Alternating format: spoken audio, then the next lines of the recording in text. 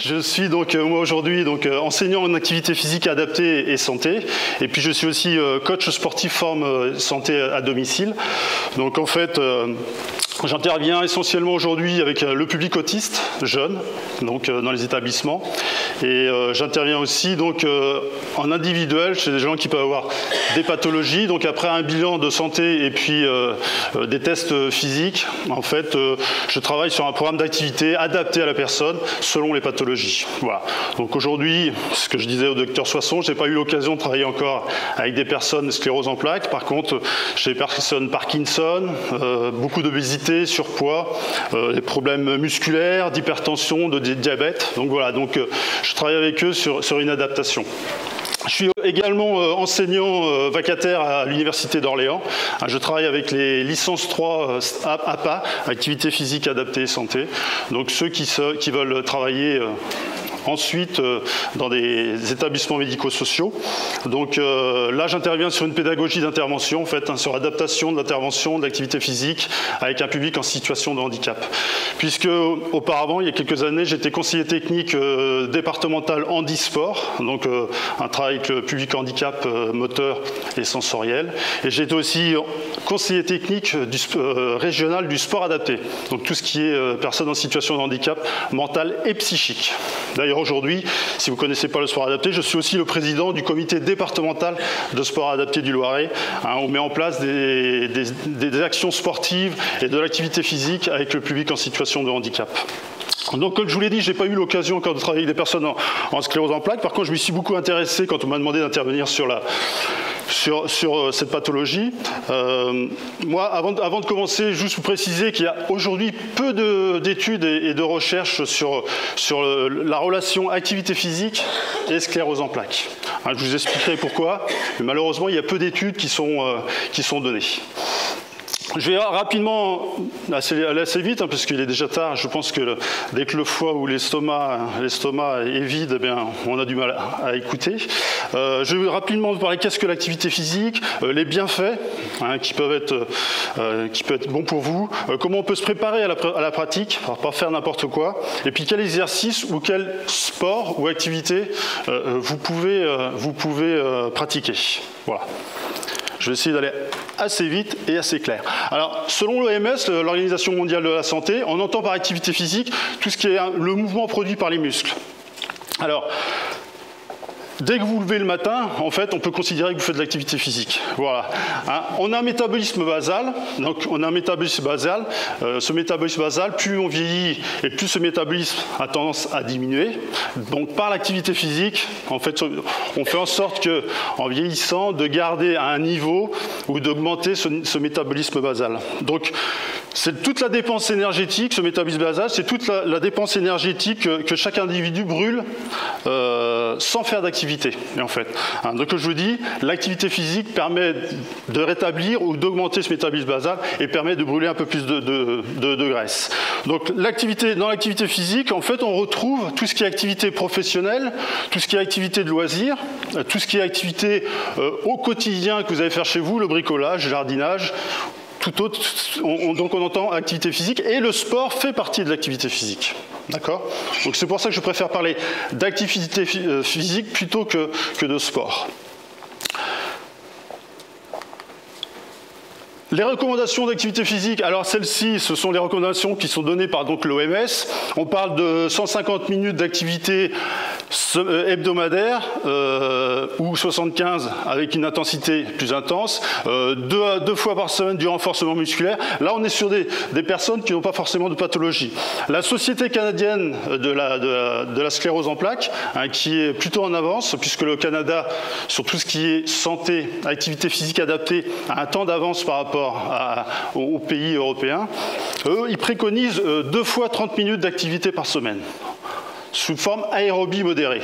On va voir ensemble ce que c'est, mais sous forme aérobie modérée, ils préconisent 30 minutes, 2 fois 30 minutes par semaine. D'accord ? Et ils préconisent aussi 2 fois par semaine un travail sur du renforcement musculaire. Là aussi, on verra comment on peut le travailler. Voilà, on n'est pas dans une salle de sport à soulever 150 kg, mais ils préconisent ce genre de choses. Donc moi, je vais m'attacher d'abord à parler de l'aspect physique par rapport aux troubles de la sclérose en plaques. Donc au niveau des symptômes de la CEP, on retrouve par rapport aux troubles moteurs en début de maladie beaucoup de faiblesse et de fatigue musculaire. Et je pense que la fatigue, c'est vraiment le défi qui est pour beaucoup le plus difficile à gérer, hein, parce que dès que vous faites un effort, la fatigue arrive. Donc ça, c'est un défi important pour vous.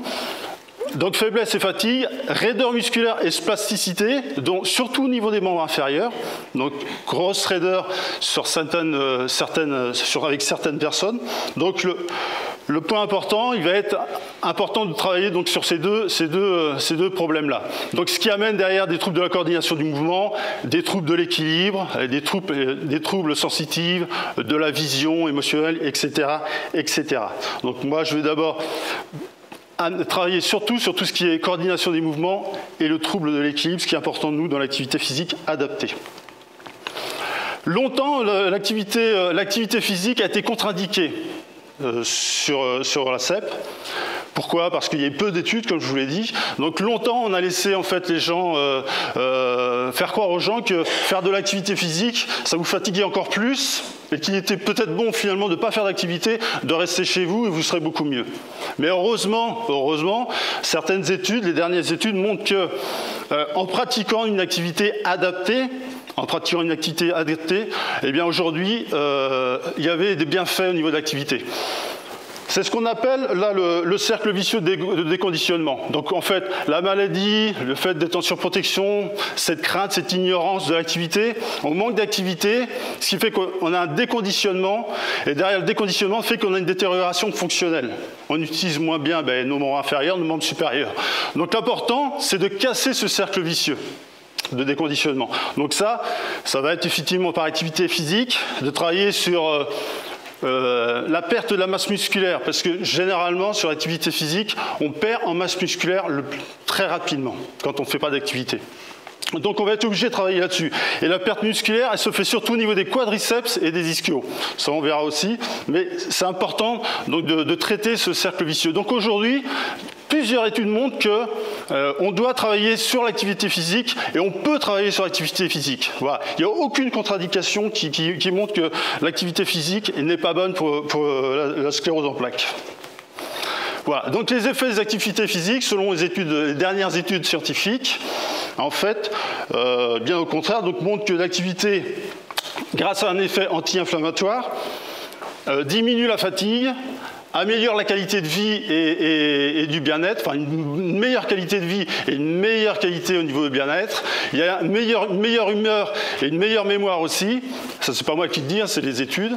Le maintien et l'augmentation de la force et de la puissance musculaire, de la capacité cardio-respiratoire et d'équilibre, et effectivement, elle est importante. Voilà, on voit très rapidement des améliorations. Donc, par rapport à ça, il y a plusieurs études. Il y a une équipe de San Diego en Amérique qui a montré que 20 minutes d'activité physique quotidien suffisaient pour libérer les propriétés anti-inflammatoires. C'est ce que je parlais, l'effet anti-inflammatoire. Donc en agissant sur plusieurs hormones que sont l'adrénaline et la noradrénaline. Voilà. Voilà, c'est une des études qui montre qu'effectivement, on peut travailler sur l'activité. Une deuxième étude montre aussi qu'en travaillant, en agissant sur l'hippocampe, l'activité physique agissait sur l'hippocampe. Là, il y a des spécialistes comme le docteur Soisson, moi je ne suis pas spécialiste du cerveau, mais ça montre que l'activité physique, en fait, agit sur l'hippocampe et que le rôle sur l'humeur, sur la mémoire et sur la capacité d'apprendre est supérieur. Donc ça, c'est aussi, ça ressort d'une certaine étude. Une autre étude aussi montre que l'activité physique agit sur les antioxydants et qu'on a une meilleure gestion du stress. Voilà, donc a priori, selon ces études-là, les effets de l'activité physique est plutôt reconnu. Par contre, comme il est stipulé en bas, il semble que l'activité physique n'entraîne pas de poussée ou de dégradation de la CEP. Plus ou moins chez certaines études montrent que effectivement, ça peut entraîner quelques poussées qui sont passagères, mais que globalement sur toutes les études, c'est pas ressorti. Voilà, l'activité physique n'a pas développé plus de poussées chez les personnes qui ont pratiqué. Alors faire de l'activité, enfin, c'est bien, les études montrent que faire de l'activité c'est très bien. Maintenant comment faire et comment se préparer et ne pas faire n'importe quoi. Alors avant la reprise d'activité, ce qui est important c'est de travailler sur un bilan médical à réaliser soit avec un neurologue ou soit avec un docteur, votre docteur.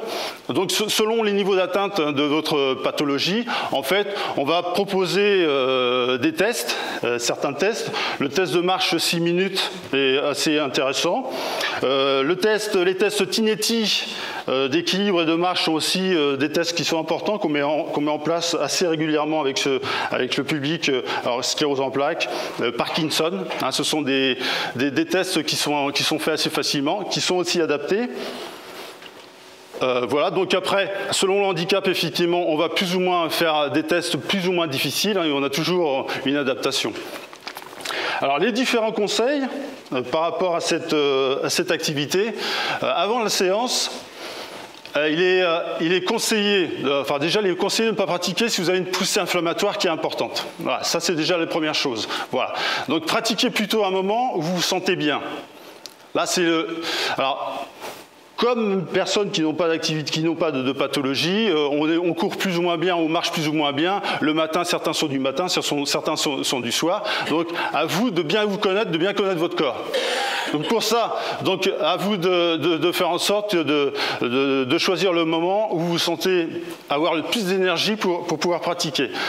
Bien gérer ses problèmes urinaires, c'est un point important sur l'activité, qui est assez souvent, dans toutes les études, qui est assez souvent indiqué. Donc là, c'est un point important que vous devez gérer avant l'activité. Éviter les grosses chaleurs et le froid extrême, c'est aussi une des particularités de votre pathologie. Donc par rapport à ça, on verra après, surtout sur les grosses chaleurs, il va falloir éventuellement amener certaines choses. Voilà. Comme tout à l'heure l'a dit celle qui est intervenue, la personne qui est intervenue avant moi, l'hygiène alimentaire et les habitudes de vie sont aussi importantes pour vous. Elle est pour la population globale. Donc une bonne hygiène alimentaire et de bonnes habitudes de vie font que derrière on peut pratiquer de l'activité. Alors pendant la séance, moi je vous conseille de travailler, alors déjà d'avoir une tenue, des chaussures adaptées. On le conseille pour toute la population, mais encore plus pour certaines pathologies où on s'aperçoit que souvent les gens n'ont pas une adaptation du matériel qui est assez suffisante, et plutôt que de faire du sport pour se faire du bien, on fait de l'activité pour se faire du bien, on fait de l'activité pour se faire du mal finalement. Donc c'est surtout pas conseillé. Donc une tenue et des chaussures adaptées, ne jamais pratiquer seul, hein, ce qui est important, mais ça c'est pour tout le monde. Hein, avoir un portable, savoir où on va, ça c'est important, parce que si vous avez une poussée lors de l'activité, il vaut mieux savoir où vous êtes. Bien s'hydrater, c'est aussi un point important qui est pas spécifique à la CEP, hein, qui est spécifique à toute activité. Voilà. Ce que je disais tout à l'heure aussi au niveau, ce que je disais tout à l'heure aussi au niveau de la température corporelle, hein, ce qu'on appelle le phénomène du SOF. Si au niveau de la température corporelle, il y a une grosse augmentation, on doit être sur l'arrêt. Ou pouvoir éventuellement à prévoir soit une serviette bien humide, soit un coin d'eau pas très loin pour pouvoir bien se rafraîchir. Voilà, ça c'est important. Des temps de repos assez réguliers, hein, parce que si la fatigue est importante pour tous, ce qui est déjà le cas avant de commencer, il est important donc de travailler sur la fatigue et donc sur les temps de repos. Ça sera un point au niveau d'adaptation de l'activité qui sera intéressant à mettre en place. Donc voilà pendant la séance, ce qui est important de prévoir.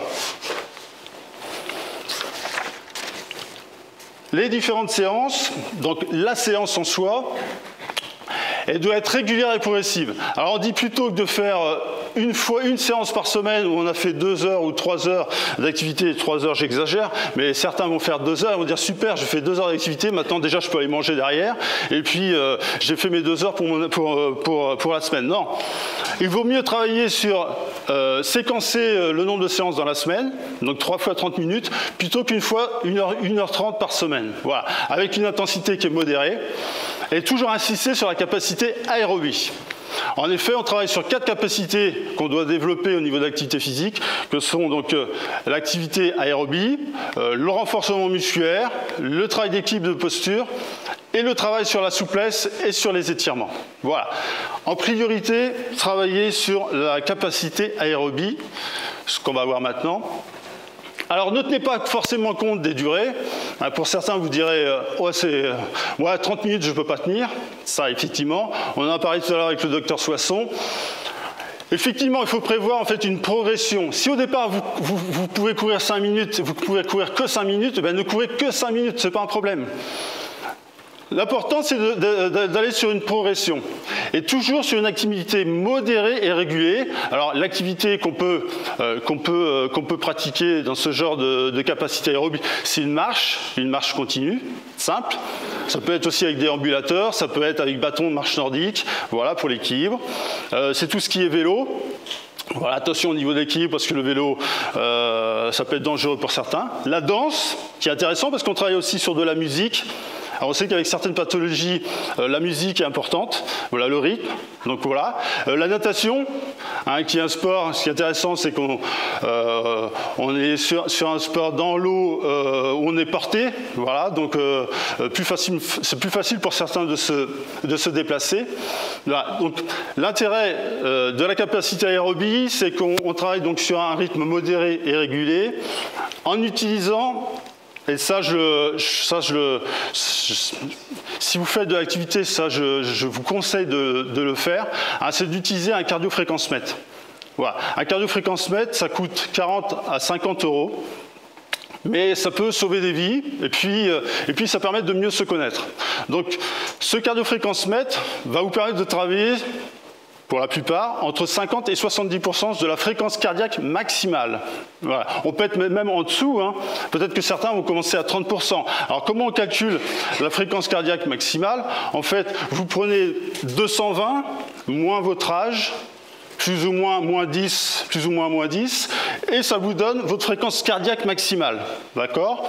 Si je prends une personne de 40 ans, 220 moins 40, on est à 180 pulsations. On estime qu'on est autour de 180 pulsations en fréquence cardiaque maximale. Donc si je veux travailler à 50%, parce que je débute l'activité et je ne veux pas prendre de risques, je mets mon cardiofréquencemètre et je me dis, ma fréquence cardiaque maximale, elle est de 180, je vais travailler autour de 90, 100 pulsations. J'ai mon cardiofréquencemètre, vous allez marcher. On sait très bien qu'en marchant, certains vont avoir la fréquence cardiaque qui va monter très rapidement. Donc très rapidement, vous allez voir si vous êtes dans la bonne cible ou pas. Voilà. Si vous êtes au-delà sur 10, 30, 40 ou 1 minute, c'est pas gênant. Par contre, si sur toute l'activité, vous êtes au-delà et que vous êtes dans le rouge, on peut estimer que c'est pas forcément bon. Voilà. Donc il faut toujours arriver à bien gérer par rapport à ce pourcentage. Voilà. Donc ça, c'est le point le plus important, travailler sur l'activité physique adaptée. Voilà. Donc ça, 2 à 3 fois par semaine, en emmenant progressivement une augmentation sur la durée et sur l'intensité de l'activité, c'est surtout ça, ne pas commencer à vouloir faire 1 km ou à se donner un objectif d'un marathon au bout d'un mois, hein, c'est ce que font certains, se donner des objectifs de marathon dans 2 ou 3 mois, et finalement derrière pendant 6 mois ils ne courent plus parce qu'ils ont mal partout. Donc là non, c'est pas ça, c'est progressivement, voilà, c'est peut-être 5 minutes la première fois, ça sera peut-être 7 la deuxième, voilà, et progressivement, si tous les jours vous allez marcher, hein, j'ai une patiente, moi, qui Parkinson, elle a commencé, elle faisait 10 mètres, aujourd'hui elle a fait 50, ça fait depuis 2 mois, voilà, et progressivement tous les jours elle augmente son rythme de marche. Voilà, l'objectif il est là, toujours l'adaptation. Et avec l'utilisation d'un cardiofréquencemètre vous permettra de bien gérer vos efforts. Voilà, c'est surtout ça qui est important. Le renforcement musculaire, ce qui est stipulé et qui est plutôt intéressant à travailler donc pour vous, hein, en plus de l'activité aérobie. Donc là, on est plutôt sur les membres inférieurs. On travaille plutôt sur les membres inférieurs, le quadriceps, hein, qui est le gros muscle devant, et les ischio-jambiers, qui sont les muscles derrière, plus fessiers. Fessiers, j'ai rajouté fessiers parce que dans les études, ils n'en parlent pas forcément, mais depuis les dernières études de la population globale, que ce soit française ou autre, montre qu'aujourd'hui, on a un gros déficit au niveau des fessiers. Voilà. Pourquoi? Parce qu'aujourd'hui, on se lève le matin, on s'assoit à petit déjeuner, on prend sa voiture pour aller travailler, ceux qui travaillent, on s'installe sur un bureau pendant 8 heures, on reprend sa voiture, on rentre chez soi, on s'assoit devant la télé et autres. Donc on est pratiquement sur plusieurs heures, on est assis et donc les fessiers ne travaillent plus. Et le fait que les fessiers ne travaillent plus, quand les fessiers ne fonctionnent plus du tout, parce que c'est le muscle le plus puissant et qui permet de soulever la jambe, de marcher et autres, et bien quand ce fessier est plus puissant, en fait, on travaille. Alors, soit c'est les lombaires qui trinquent, donc vous avez des problèmes de dos, ou alors soit c'est les ischios aussi qui ont des grosses douleurs. Donc souvent, les gens qui ont des problèmes de dos, eh bien, on travaille beaucoup sur le fessier pour remédier à ça. D'accord? Donc vous faites partie aussi des personnes qui sont dans ce cadre-là. Pas ou peu de charge, le poids du corps. On utilise beaucoup les élastiques ou les bracelets lestés. Des élastiques, c'est intéressant parce que y a différents poids et puis on tire jusqu'à ce qu'on puisse. Et l'élastique fait que ensuite, sur un deuxième temps, c'est l'élastique qui nous ramène. Des bracelets lestés de 1 kg généralement, alors donc plus ou moins, avec un nombre de répétitions plus ou moins, c'est pareil, selon les personnes, entre 8 et 15 répétitions, plutôt commencer par 8 et puis enchaîner et terminer à 15. Voilà, sur plusieurs séries, et ça sous forme de plusieurs exercices.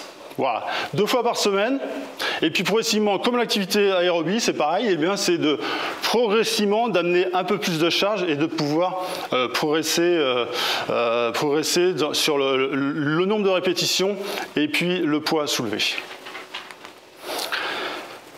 Par rapport au renforcement musculaire, alors, juste au niveau des renforcements musculaires, quand on peut travailler les deux en fait. Quand on travaille le quadri, si vous faites un exercice quadriceps, le même jour, travaillez les deux. Voilà, on travaille un devant et un derrière, sous forme d'exercices simples, qui peuvent être des exercices de flexion, des petits exercices juste de montée de genoux. Et on le verra, ce petit exercice-là, on travaille en unipodal sur une jambe. Il y a un travail d'équilibre aussi, qui peut être compliqué pour certains. Donc, tout ça, c'est un travail qui se fait avec plusieurs exercices. J'en parlerai après, mais il y a des sites intéressants où vous pouvez aller chercher des exercices. La dernière étude de l'université d'Aarhus au Danemark, qui est parue dans un journal scientifique américain Neurologie, où il y a pas mal d'études scientifiques qui paraissent intéressantes, montre que sur une population de 40 personnes à peu près, il y a une étude qui a montré un meilleur état général de la santé. Donc pendant 12 semaines d'entraînement, en fait, ils ont pris une quarantaine de personnes, sclérose en plaques, et ils ont ciblé le travail sur les membres inférieurs. Et ils se sont aperçus effectivement le fait d'avoir travaillé avec plus ou moins de charge, ça réduisait les symptômes ou ça ralentissait la progression de la maladie. Ça n'arrête pas la maladie, mais ça peut réduire ou ça peut ralentir la progression. Là-dessus, ils sont assez clairs. Voilà. Alors, quand on dit exercice de résistance, souvent, alors soit avec des élastiques, ça peut être un peu de charge ou seulement le poids du corps. Voilà, permettent aussi, le fait de travailler sur la musculation, ça permet de diminuer la fatigue et ça protège au niveau du cerveau. Alors toujours pareil, il est dit dans cette étude, ne pas se lancer à l'aveugle, on ne peut pas partir demain à vouloir soulever des kilos et des kilos, et puis travailler avec un encadrement qualifié qui permettra de mieux cibler et de mieux adapter pour ne pas provoquer de problèmes physiques derrière ça. Alors ça, c'était sur l'aspect renforcement musculaire. On travaille aussi beaucoup sur l'équilibre et la posture. Je vous l'ai dit, que ce soit la sclérose en plaques ou Parkinson, on a un gros problème d'équilibre. Donc, qui dit problème d'équilibre, dit chute. Et quand il y a chute, il y a fracture du fémur. Et quand on sait que derrière la fracture du fémur, dans les 1 an qui suivent, 23% des personnes qui ont eu une fracture du fémur décèdent de la suite d'une fracture du fémur. Donc, il vaut mieux prévenir plutôt que d'arriver à ça. Voilà. Alors, 23%, c'est les derniers pourcentages. Ça a peut-être baissé depuis. Donc, un petit travail unipodal, voire bipodal. Quand on dit unipodal, donc sur une jambe, un petit exercice. Alors, moi, j'ai une patiente en Parkinson, je refais souvent un petit exercice avec de la musique. C'est très simple. On travaille juste sur la pointe de pied, en travaillant sur un pied, je soulève, juste ce travail-là. Et elle le fait en rituel chez elle tous les jours. Voilà. Juste ça, avec de la musique. Alors, je lui dis de mettre de la musique américaine de country, un peu country. Voilà. Alors, c'est intéressant parce qu'elle a fait un séjour dans un hôpital il y a quelques semaines. Et en fait, elle l'a fait devant les infirmières. Les infirmières pensaient qu'elle était folle. Il dit non, c'est mon coach qui m'a demandé de faire ce genre d'exercice et de travailler sur l'équipe. C'est vrai que ça peut paraître idiot pour les gens qui viennent de l'extérieur, mais en tout cas, elle ressent un bien-être. Déjà, le fait de lever la jambe, déjà, elle ne savait pas qu'elle pouvait lever la jambe et travailler avant-arrière. Alors juste ce travail-là, on fait déjà travailler sur ses fléchisseurs ou sur les quadriceps puis ischios. Voilà, juste seulement ça. Et si on met de la musique, si on met du rythme, eh bien, elle trouvait que c'était intéressant. Voilà. Mais il y a plein d'autres exercices intéressants. La posture, puisque je vous disais tout à l'heure, on est souvent assis, travail de fessiers, on a souvent des mauvaises postures. Si je vous regarde tous assis, il y a pratiquement plus de la moitié de la salle qui sont mal positionnés, mal assis sur leur chaise. Hein, voilà. Donc ça, c'est la chaise ici, c'est dans les voitures, c'est souvent, voilà. Alors, la mauvaise posture de base fait qu'effectivement, derrière, vous aurez des problèmes de dos, vous aurez des problèmes au niveau des jambes et autres. Donc voilà. Alors il y a des choses intéressantes qui se font depuis un certain temps. Travail postural, le gainage. Moi, je travaille beaucoup sur la gym hypopressive. Je ne sais pas si vous connaissez. C'est l'abdomino, enfin, c'est les kinésithérapeutes qui a déjà 10-15 ans qui ont lancé ça. C'est un travail abdominal, mais plus sur la respiration. Travail sur la respiration. Et puis Pilates, que vous connaissez, ou yoga, qui sont des exercices intéressants pour travailler justement sur l'équilibre et la posture. Voilà. Souplesse et étirement, du fait de la spasticité qui est quand même un phénomène important pour la sclérose en plaques, les personnes qui ont une sclérose en plaques, donc il est important de travailler sur l'étirement du groupe musculaire. Alors quadriceps, ischio, voilà, si vraiment vous ressentez qu'il y a souvent une raideur, on peut travailler sur les étirements. Alors, les étirements, pareil, on dit que si vous avez une raideur, qui peut arriver, c'est de ne pas étirer forcément le muscle tout de suite après. On ne fait pas un étirement sur un muscle chaud, parce qu'on a tendance c'est des fibres qui peuvent éclater, on aura tendance, en étirant, à éclater encore des fibres. Donc, il est conseillé d'attendre un tout petit peu que le muscle se refroidisse, voilà, et travailler effectivement sur un bon étirement. Alors, ce qui est intéressant, c'est que ceux qui font du yoga ou qui font du pilates et autres, on travaille beaucoup sur l'étirement. Donc, c'est pour ça que c'est un travail intéressant à faire, justement sur les groupes musculaires par rapport à la spasticité. Voilà. L'intérêt de la souplesse et de l'étirement, c'est que ça maintient le niveau de mobilité et de flexibilité. Mais ça, et plus on vieillit, et puis vous le savez, plus on vieillit et puis on a tendance à être raide et autres. Seulement des petits exercices le matin, des petits rituels le matin. Pareil, des petits rituels par rapport aux épaules, parce qu'on a tendance à être assez raide au niveau des épaules. Travailler juste en souplesse au niveau des épaules. Travailler simplement sur des mouvements de bras d'épaule. Vous savez, au début du XXe siècle, c'est dans les années 1900 et des poussières, on avait nos ancêtres, ils faisaient de la gymnastique au bar, ou ils faisaient de la gymnastique, ils faisaient des mouvements un peu qui ont semblé pendant plusieurs années bizarres. Mais on y revient finalement, parce que finalement, eh bien, ces exercices bizarres, simples, qui paraissaient voilà, de se déplacer et autres, ont montré qu'on travaillait avant tout sur la mobilité au niveau des articulaires, et que finalement, ça n'avait pas un impact, ça n'avait pas un mauvais impact par rapport à d'autres exercices peut-être plus complets, mais qui des fois amenaient d'autres blessures. Donc voilà, donc des fois il faut revenir à des schémas simples. Et puis l'avantage quand on est souple et qu'on s'étire, qu'on travaille sur les étirements, on a moins de blessures, moins de problèmes. Et ça, vous savez, seulement juste travailler sur l'aspect postérieur, juste baisser et puis venir toucher le sol. Déjà, ça, on travaille donc sur tout ce qui est étirement haut du corps et puis derrière tout ce qui est postérieur. Déjà, rien que ça, cet exercice-là, le faire en soufflant et tranquillement, ça peut paraître difficile pour beaucoup. Alors l'avantage aussi, c'est quand on est en fauteuil et autres. Moi, j'ai travaillé en e-sport avec des fauteuils, para, tétra et autres. On peut faire plein de choses aussi au niveau renforcement musculaire, haut du corps, même bas du corps, avec des ballons. On peut travailler sur tout ce qui est souplesse, sur préhension, on va travailler avec les balles au niveau des doigts et autres. Tout ça, il y a plein de choses autour de la souplesse qui peuvent être travaillées. Voilà, c'est l'avantage. Avec du matériel, avec un peu d'idées, avec un peu d'huile de coude, on peut faire plein de choses. Et c'est ça l'adaptation. je termine. Alors, quelles sont les activités qu'on peut pratiquer? Alors, avant de pratiquer une activité, ce que je vous conseille, déjà, c'est de voir votre médecin, d'avoir un avis médical, hein, puisqu'on sait que l'activité physique, ça a des bienfaits physiques, ça a aussi des bienfaits autres que physiques. Hein. Ça permet une ouverture aux autres, ça permet d'échanger, de rencontrer d'autres personnes, de ne pas se cloisonner chez soi. C'est aussi ça l'activité physique. Quand on parle de sport et d'activité physique, c'est pas seulement aller bouger, courir et autres. Non, c'est aussi aller vers les autres, s'ouvrir aux autres, et puis derrière, cette ouverture d'esprit fera que par rapport à l'échange, ça a aussi un côté important au niveau psychologique et au niveau plaisir. Donc, s'il est conseillé au niveau des activités, s'il y a des choses à conseiller, moi, ce que je tendrais à dire, et ça aussi selon les études, c'est d'éviter tous les sports qui engendrent un sentiment de risque. Voilà. Il y a des sports, effectivement, que vous ne ferez pas parce que vous avez le sentiment que voilà, les chocs et autres peuvent être compliqués. Donc ça, on le met de côté. Par contre, là aussi, ce qui est important, c'est tout ce qui est effort, sport à effort bref et intense peut être aussi un point difficile pour certains. Donc, certains avec la maladie vont pouvoir le faire, mais la plus grande partie des gens ne partez pas sur un sport avec des efforts brefs et intenses, plutôt sur des efforts modérés et régulés. Mais ce qui est important, hein, sur toutes les activités, c'est à la fois de travailler sur donc, des capacités aérobies, voilà, à un rythme modéré, qui soient adaptées, c'est surtout ça. Régularité de la pratique et progressivité de la pratique. Et puis s'il y a un point qui est important, mais ça c'était dit aussi au niveau de l'alimentaire, hein, on est tous d'accord là-dessus, c'est pratiquer avec plaisir.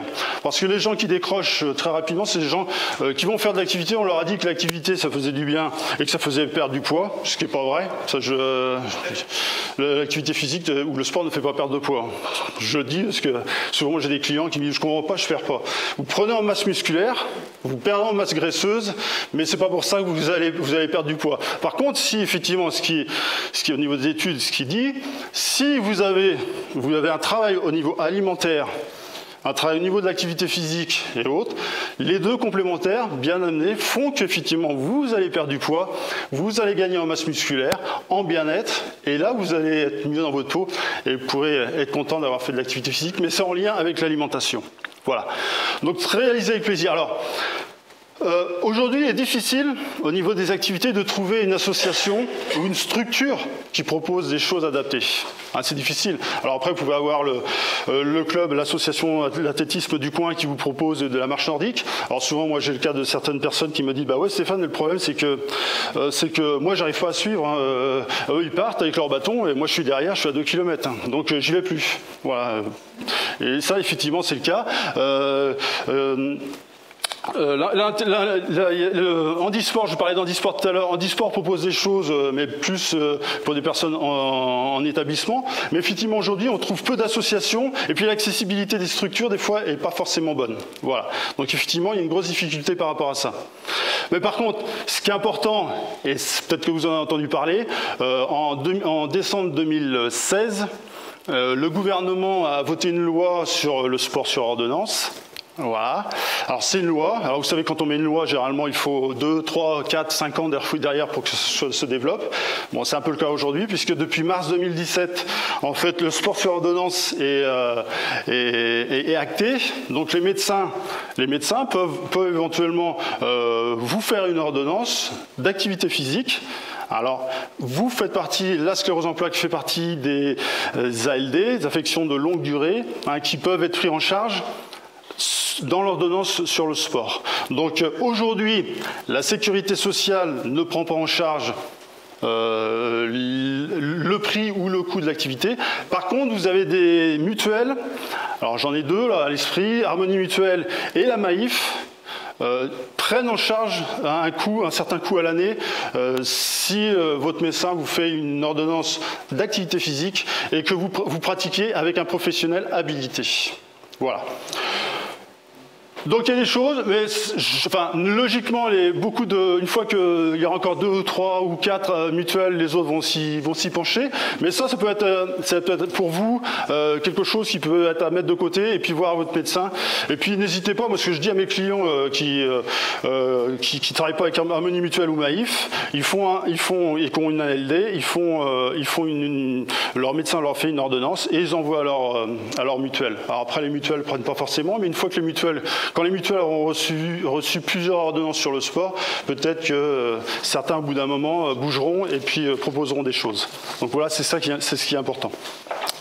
Voilà, donc, alors mes références, hein, il y a très peu, Société canadienne, je vous dis, il y a FDPS qui a beaucoup travaillé, COST, sur la prescription des activités physiques en prévention et en thérapeutique, hein, qui est intéressant puisqu'il démontre et il montre tous les bienfaits de l'activité physique avec différentes pathologies. Voilà, j'ai à peu près tout dit, tout fait. Si vous avez des questions, n'hésitez pas, je suis là pour vous écouter. Merci beaucoup.